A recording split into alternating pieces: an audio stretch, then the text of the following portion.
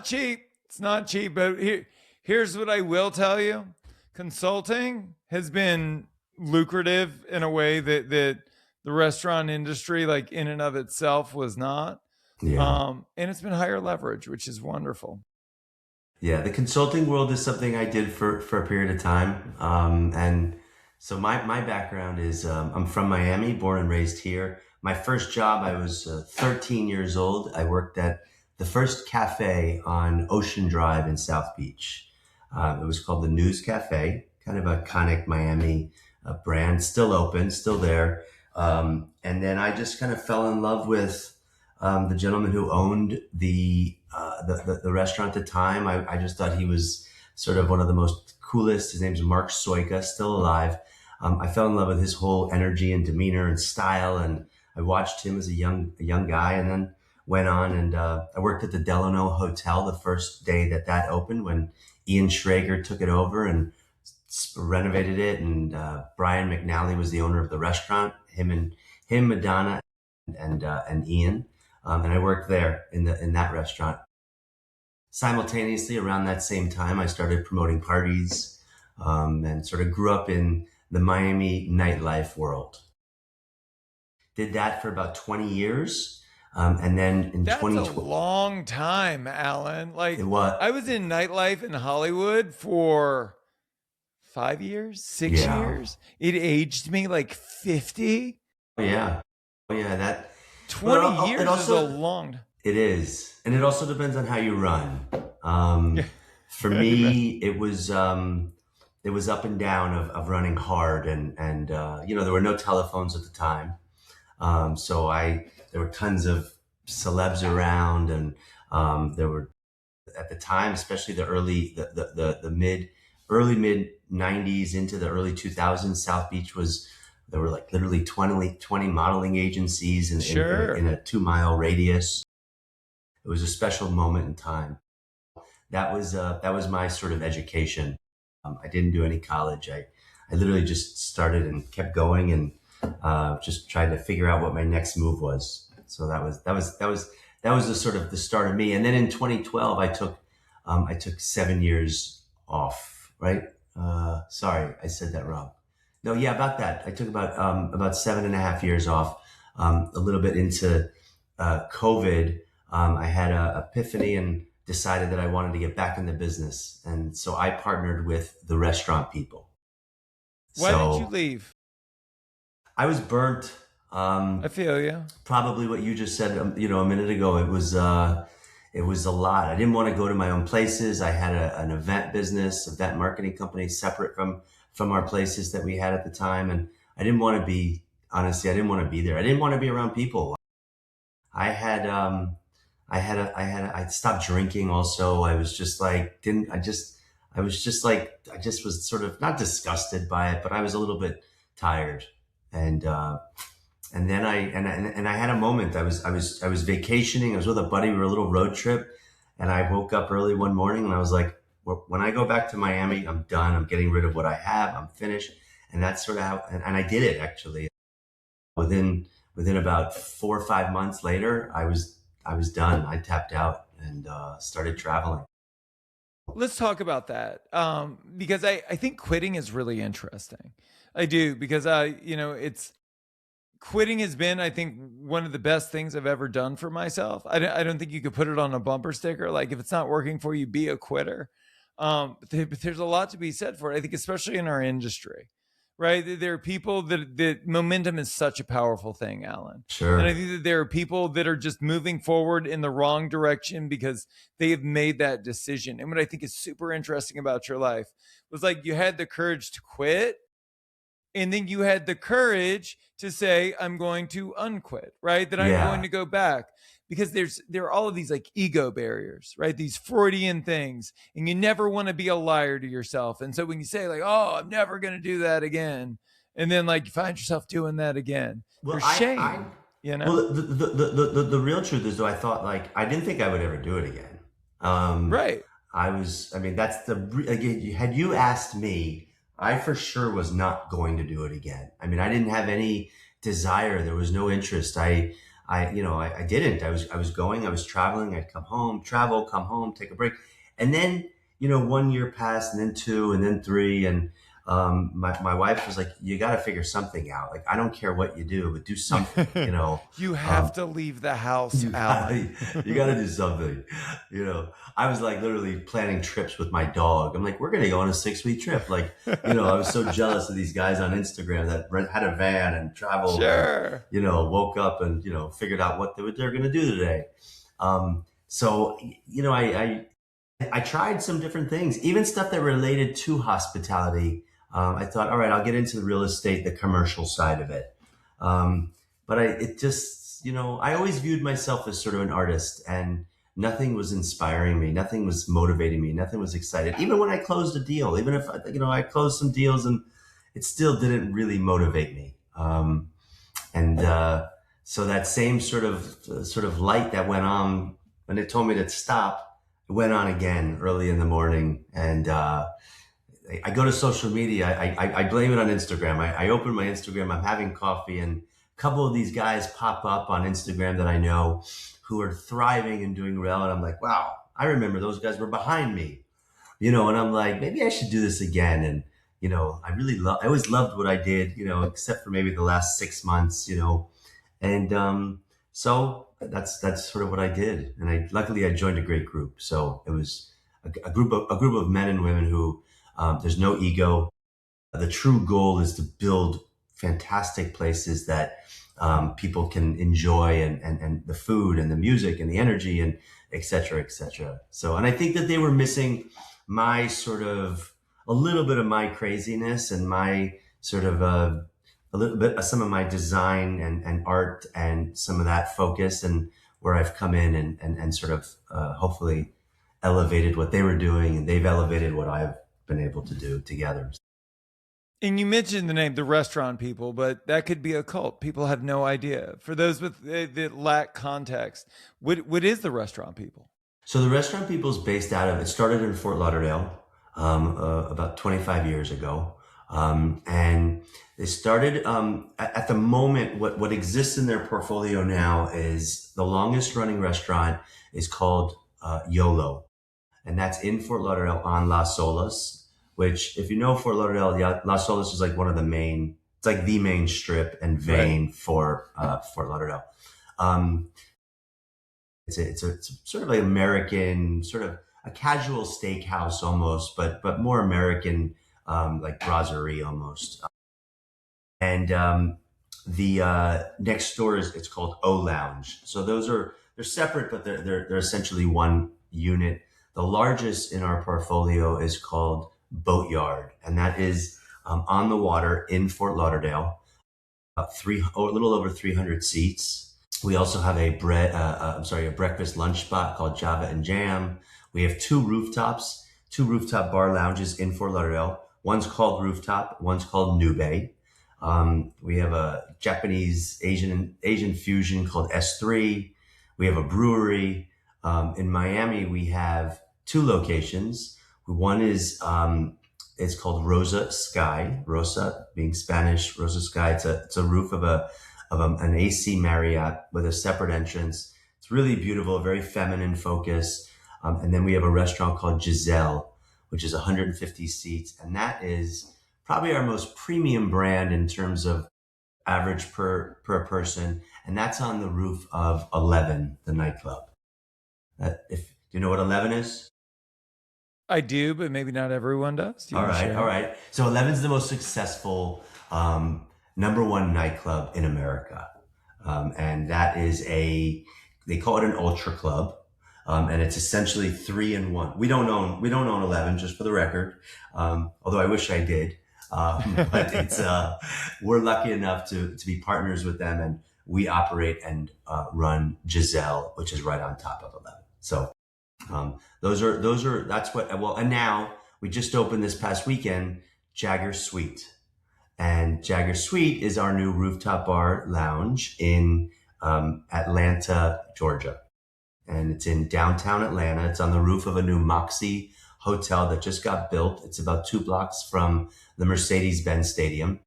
And we're super excited about Atlanta. We're really gung ho about Jagger Suite, and it came out. The design came out great. There's a 12-foot a disco unicorn sculpture.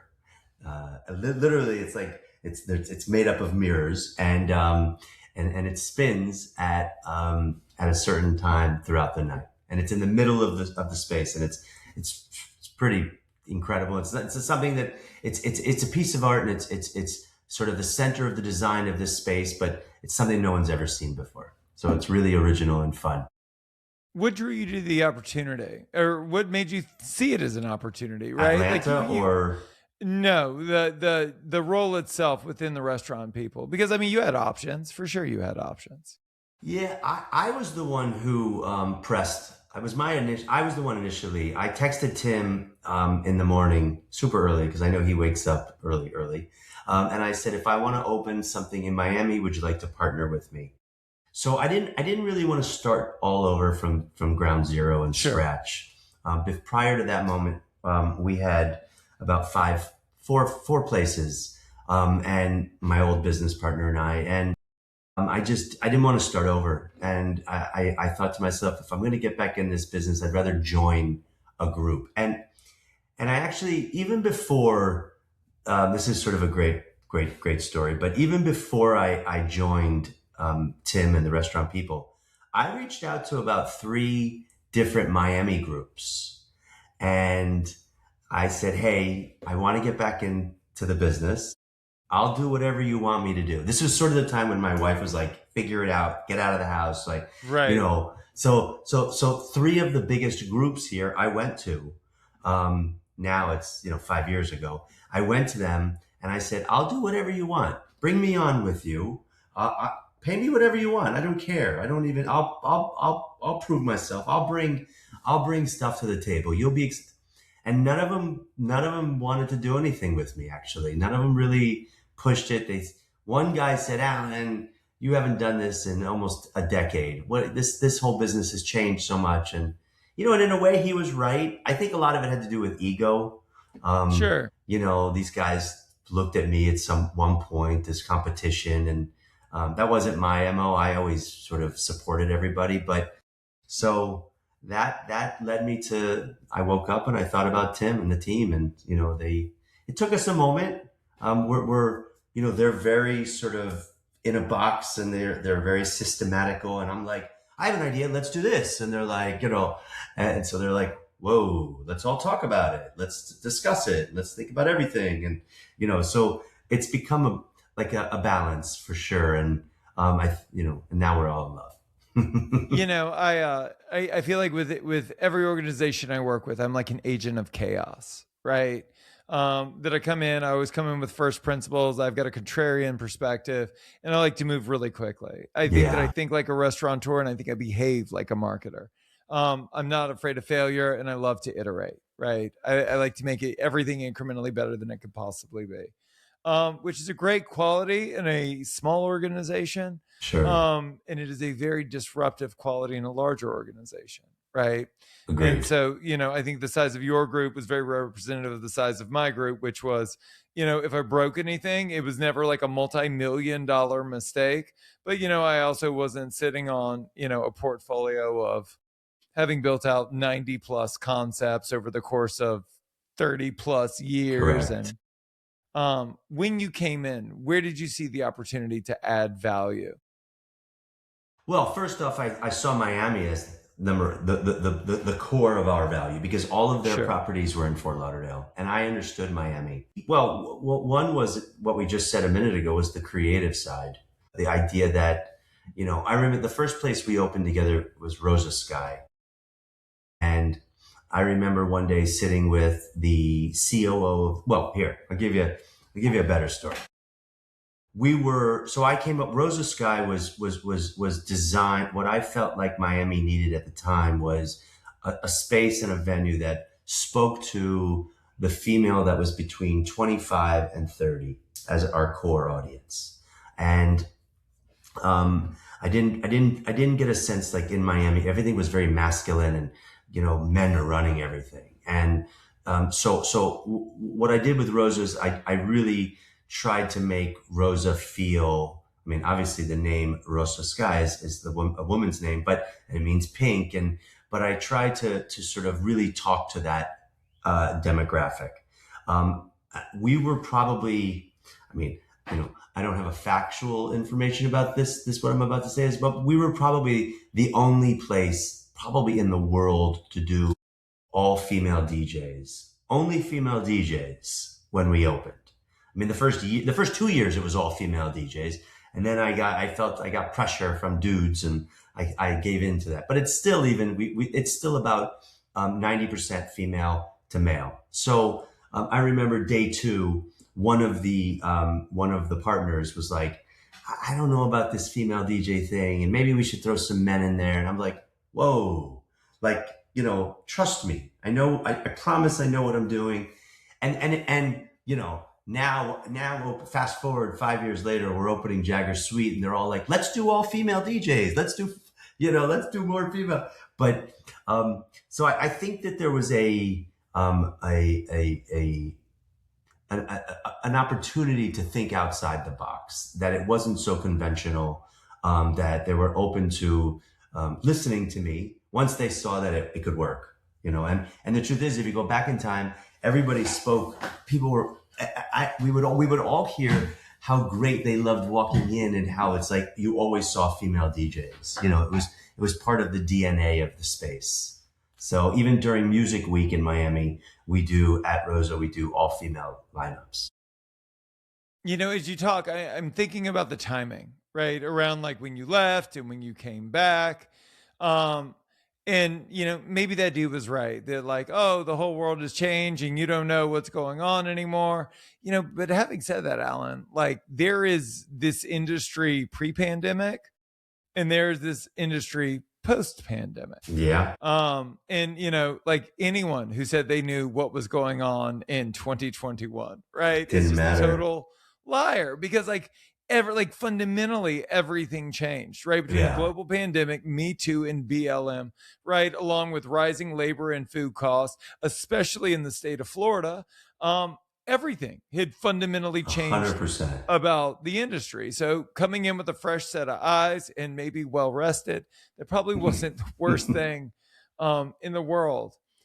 When you work for an organization that is as old as this one, which I mean, in restaurant years, I mean, it might as well be like 1,000 years old, Oh, right? 100%. What worked in 1995 pre-cell phone and internet, Right, versus what works in 2025. Those are very different things. And I look at the industry, man, and here's what I see. I see like tighter menus, I see smaller footprints, smaller spaces, smaller brands, right? More accessibility. And that's like the antithesis of what like the restaurant people build, right? yeah. It's large venue, highly experiential, right? Like very, very developed brands and concepts in a world where I would argue people are afraid to invest Yeah. that much money into something that like there's an 80% chance that it's going to eat shit, Well, yeah, 100%. I mean, you look, you look. We all know. You look around. I mean, what opened 5 years ago? Half of those places aren't around anymore. Sure. I do think though. For us, we're super methodical in terms of like space and what we take and what we use, and geographical location. I mean, if you look at Rosa Sky, I'll go back to that one. It's only 3,000 square feet. So it's not a big space. I mean, that's with back of house and everything. Sure. And even right now in Atlanta, Jagger Suite, we're on top of a 285 room hotel, brand new hotel, which is now in downtown Atlanta, which is having a resurgence and all new development. And like, it's feeling really good down there. And that's not such a big space either, 50 people in the room, and it feels comfortable. But yeah, everything has changed. It changed really quickly. It has, like, even as you're saying it, like you think about Jagger Suite, and like there was a time, if we look in like the early aughts, right? So let's look like 2010, 2012. Right. You open in a hotel, you're going to crush it, right? Especially like because you've got all this volume, it's a guaranteed win, everything's going to be great. Right. Post pandemic, there's no corporate travel anymore. Everybody's working in their underwear. No one's staying in the hotel, so nobody's going to the hotel bar. It's how are you guys making sure that these bets pay off? When I mean, I see so much uncertainty out there, you know? But, that's a question I can only answer with time. And what I mean by that is that, in any business, some pays off faster, some pays out quick, some doesn't pay at all. Sure. In terms of our model, we run different ways, meaning like, so part of our venues are traditional leases where we'll go in, clean a place up, and open a new venue. Some of them are management deals also, where hotel developers, hotel owners, developers, etc., will come to us and say, "We love what you did over there. Can you do that for us?" Sure. So there is less risk, of course, but there's still risk. Risk on the developer side and risk on our side. We're still investing money. We're still putting our time and energy that nobody's compensating us for. Sure. Whoa, I knew we were the same. I just have more gray, that's all. That's it. Oh, look, it's only because I cut it out the sides of my head. For sure. That's why I keep it tight. That's good. Don't worry, you have a child, you'll get there. Although I have no children, but you'll catch up either way. I will. Yeah, so no, we're again going back to the methodical, and that's where the team kind of comes into play, where the main partners, we sit around, we discuss, we figure out what makes the most sense. I mean, we turn down, honestly, 90% of the deals that are brought to us, maybe 95%, just because we're not in a rush. You know how hard it is. You want to hedge your bet, and well, but that's the whole thing, Alan. Everyone forgets how hard it is. It's like it's literally like you don't have another child until you forget how hard it was to have the first, right? And it's the same with restaurants, right? Everyone like the week after you're open, you're like, I am never gonna do this shit ever again. And then like 6 months later, you're like, so what are we doing next? What are we doing now? Well, I have to say, I can't say that. I won't say that right now because we've got, what do we have? 1, 2, 3. We've got, in Miami, we have 3 more places coming. And then we have a couple more in Fort Lauderdale coming. So, can I ask you about that? Sure. So, I've interviewed like a bunch of people, especially over the last couple of years, that are based in Florida, or at least have concepts in Florida. And Florida is, it seems to read like a really difficult market these days. It seems like a market in transition. Can you talk to me about like your experience, or are you like, hey, Florida's great, we're crushing it? Look, I can only talk about my experience, and sure. And I'm a South Florida guy. I grew up in Miami, born and raised here. Both my grandparents moved here in the 40s, but I was born in 75, and there has always been transition. I'm specifically talking about Miami, really, although South Florida in general, there's always been transition. It's been constant change from, I remember, in the mid 80s, the early 80s when we were young and I was a young guy, and, the whole Mario boat lift Cuban scenario came, and that created a whole nother sort of strange element for Miami. And then in the 90s, where all of a sudden there was a resurgence and, fashion became sort of the topic, and we became sort of the Riviera, the Riviera. I can't even speak, but you know what I'm saying. The Riviera of the U.S., of, Miami, where everybody was excited about Art Deco and everybody was excited. Sure. Gianni Versace was there, and Madonna came down, and Stallone was there, and everybody bought houses, and all of a sudden it was like fashion, click. Every major photographer was taking pictures. So it's Miami's constantly has been going like this, up and down, but still evolving. What makes Miami so special now, honestly, in my opinion, is that it's a little bit like Manhattan. We have all the different areas. There's like Sure. little neighborhoods. It's super fun. We've got Wynwood, which is our art district, and we've got the design district, which is like the Rodero Drive for us, and etc. in different areas. And so the one thing that happened though is that during that pandemic moment, the world had its eyes on Miami. All of a sudden, we were open fast. We barely closed, really. Like, let's be honest. So people wanted to be here. All the big brands wanted to be here. And so it became oversaturated for the restaurant. I mean, if when I tell you every week there's 10, new restaurants opening, Sure. I see it. it's the reality. It's the way that it is. So, you know, for us, it's just about sort of carving out our own little niche within the space where it fits and it makes sense. Rosa Sky was one of them. There was a young audience, 25 to 35, where it's a rooftop. It's feminine. It's approachable yet still fun and sexy. Okay, great. That lives in its place. Zell, you're on top of the most famous nightclub in the world, the Sure. biggest brand in the world. So there, it fits. And even there, though, it's still complicated. There's a lot of moving pieces and parts being on top of a place like 11. But that where we are geographically, it's in downtown. There's over the next 2 years, there's 5 more buildings, all within a block, 2 blocks of us, condo units that are going up. But it is competitive. It raises the bar. So we just, as a group, it's part of why I like Atlanta so much. For us is we can bring sort of our energy and what we do to a whole new market that's never seen anything about us. We're also looking at Atlanta, Tampa, St. Pete, and the West Palm Beach area as well. So that's sort of on our radar for the future.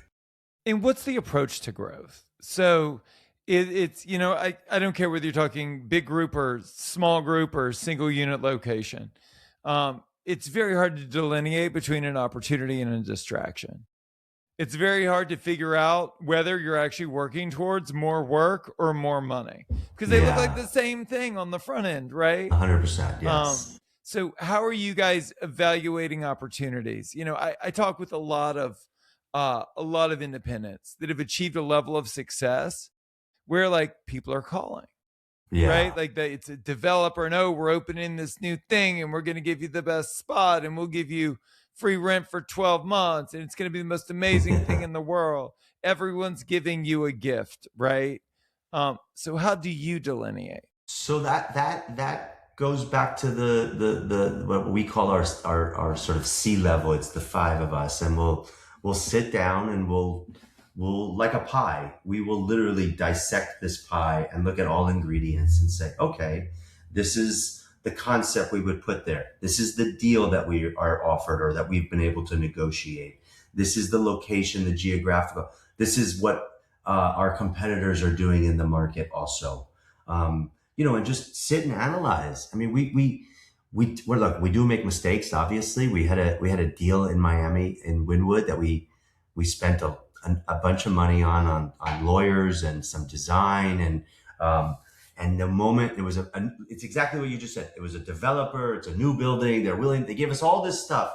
And though once the building was done and designed and we could actually live in the space, we pulled out. We decided not to do it. We're big boys, so we had to eat the money that we spent, and there was no investors. It was ours. But we just take a look at everything. We look at the pros and cons, and we all have to feel good too. We have to really. If we don't all feel good, it won't work. We won't go forward. How does it work? So if we go back to Rosa for just a second, it's right. It's just two middle-aged men talking about a restaurant for 25 to 35-year-old women. My hurdle, I think, as a restaurateur was that I was really only ever able to build for myself. And so when I look at the things that I built over the years, Alan, like you can see it, right? Like it was a dirty dive bar because that's what I wanted and it cranked. And then I got married and my wife was like, you need to grow the fuck up. So you know what I did, Alan? What she said. And I grew up. So I started this beautiful fine dining concept. And then she was like, are we going to make this big or not? So then we scaled out into a fast casual concept because that's where the market was heading. But it was always an extension of self. I would ask you, like, because you do it successfully, like, how do you build for others? Well, look, everybody works differently. So I can only speak about my head and my brain and how I Sure. work. Um, I go back to the idea of sort of feeling like an artist. I've always felt like a little bit of a creative mind and spirit. I mean, I used to paint, I used to take pictures. So I just take that same idea for me. When I look for inspiration. I also like to smoke weed. So I smoke a little bit, I drink a little bit, I can get into my creative process. And I just look for inspiration. I really, really, so there's two parts of it. It's like a bipolar. It's like I do build for myself, but I also don't build for myself. So like Rosa's Sky was meant for like, I'm a pretty open-minded kind of dude, to be honest. I grew up, in South Beach where I was surrounded by like all kinds of people. And I also, I'm a little bit of a chameleon. I like to be in all kinds of settings and scenes. So I'll be in, where I'll be in a nightclub where everybody's, honestly like their early 20s and, we're listening to some like intense dubstep thing. And I'm like sitting there with, I do have my earplugs in so I don't kill my ears, but like, or I'm sitting with like, I'm at a fine dining restaurant, with my wife in, London or Paris. And it's a, I mean, we literally like, my wife and I went to, we were in Peru and we're at like the top, number one restaurant in the world. And it's like, it's $600 a person. So I'm all over the place, in terms of what excites me, what inspires me.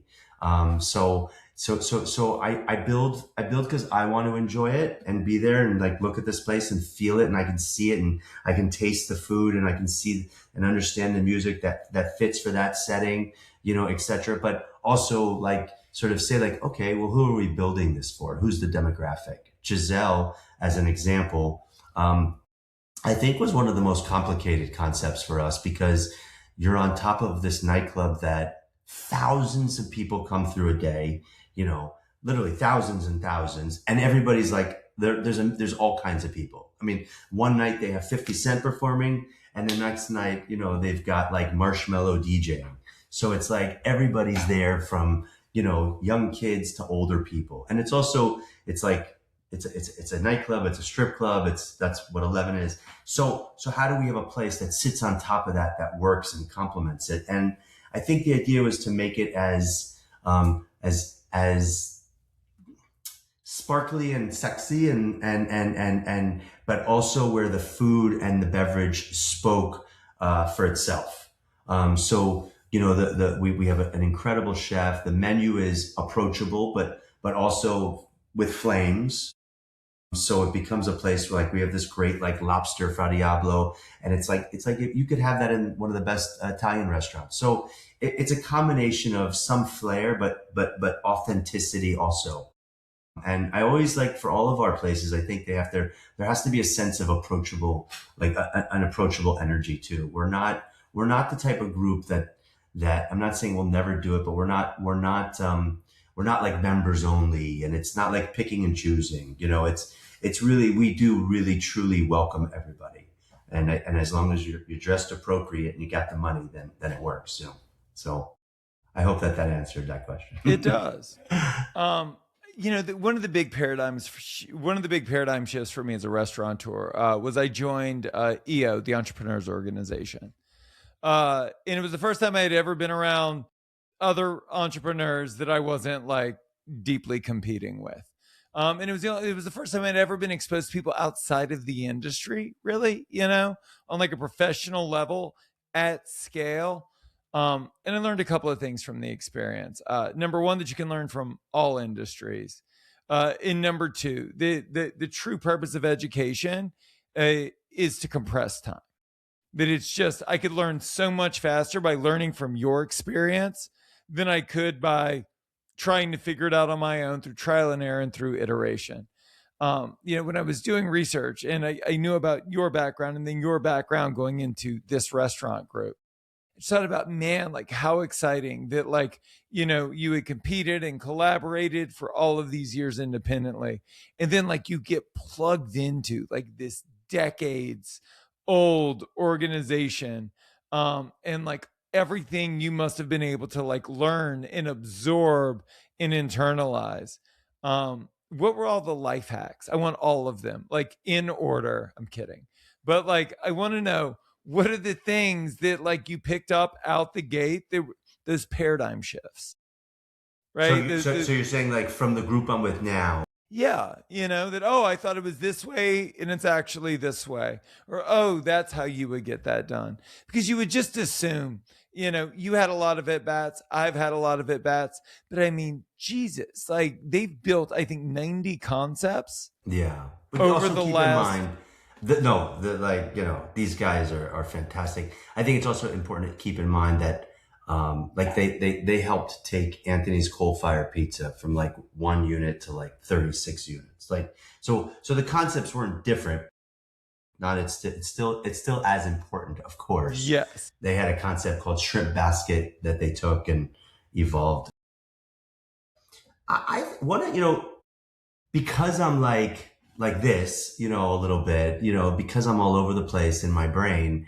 I think the one thing for me that's been the most important shift is the idea of sort of breathing. Mm. And I'm sort of saying it jokingly in a way, but I'm not. Like the idea that let's just take a step back and let's process it. Let's think about it. Let's discuss it. You know, Prior to that moment, I was like, if I go back with my old partner, if we had a thought, we're like, let's go. That's what it is. Yeah. That's what we're doing. But like, is that the right move? Is that the right way to do it? And I think that when you've grown to a certain level, like you're talking about, you're not making decisions at 1:30 in the morning about sort of this, marketing plan of how we're going to change the whole concept, whatever, it's about sitting with it, discussing it, living with it for a moment. And also, look, you know, although there's a top boss, Tim's sort of the top of the, if he has a thought and an idea, he makes everybody aware of it, but it's also, we all discuss it. And I think that like, even if it's his idea, if once we're like, I don't know if that's so great, like, so I think the sort of communication and the system of that process of whether it's the food that goes on the menu, or what our next place is going to be, or the design or the name. Look, Jagger Sweet. I love that name. When I first told Tim and the team, they were all like, I said, well, just live with it for a moment. And once you understand what it is, and we get compliments all the time now on the name and what it is, and so I think it's just about, for me, the biggest sort of learning sort of hurdle or change has been the idea of the process. Have you learned anything about like the nature of partnership, going from one partner and years worth of rapport to many partners Yeah. in a more democratic, I suppose, environment? Well, absolutely. One thing I've learned is that I've learned to accept that not everything I want or all of my ideas will come to life. I've learned acceptance, I guess, as a general umbrella.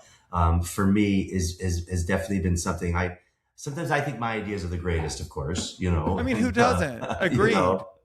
so, like here, I'll give you a great example. So for Jagger Suite, I wanted to do a series of T-shirts for some of the staff, and about 5 of them, and each T-shirt had a different design element. It was part of sort of the overall concept, and one of them, the one that landed, the one that happened, it says Disco Sally Forever.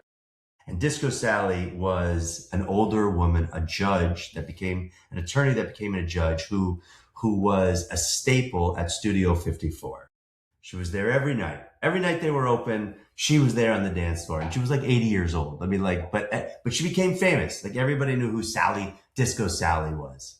So I have this shirt that says Disco Sally Forever, and on the back it says Jagger Sweet. And I had these 5 designs. So, and I wanted all 5 of them at the same time. So I had to agree, and they finally agreed that we'll start with one. It'll be just the one. And funny enough, on Sunday, we sold 10 shirts on Sunday, and we weren't even going to sell them. A couple of people were like, "Can we buy those shirts? They're amazing." So we sold a couple, and then other people saw that happening, and so we ended up selling 10 shirts on Sunday. Our 3rd day open, and 10 shirts got sold. Pretty cool.